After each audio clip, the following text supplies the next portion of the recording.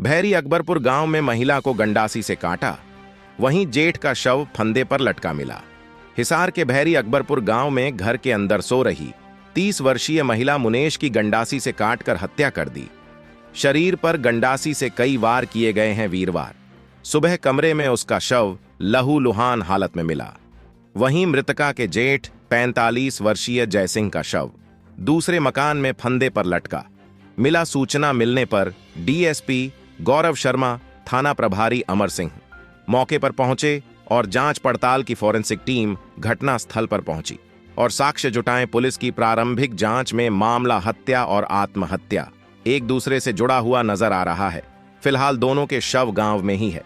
जानकारी के अनुसार भैरी अकबरपुर गांव निवासी दौलतराम खेतीबाड़ी का काम करता है। वह पत्नी मुनेश और 10 साल के बेटे के साथ घर में रहता है। घर के पास ही दूसरे मकान में उसका भाई जयसिंह रहता था। बताया जा रहा है कि रात को मुनेश दूसरे मकान की देखभाल करने के लिए जाती थी। रात को वह दूसरे मकान से कब घर आई, इस बारे में दौलतराम को कुछ नहीं पता।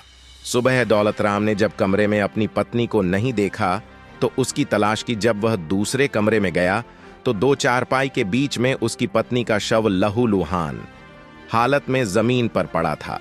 पास में गंडासी रखी हुई थी। शरीर पर गंडासी से कई वार किए गए थे।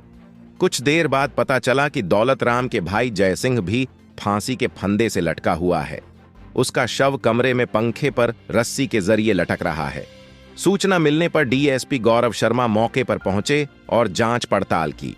वहीं पूरे गांव में हत्या और आत्महत्या की चर्चा चल रही है। ऐसा क्या कारण रहा होगा कि जेठ जयसिंह ने आधी रात बहू की गंडासी से काटकर उसके टुकड़े कर दिए और खुद भी फंदे से लटक गया?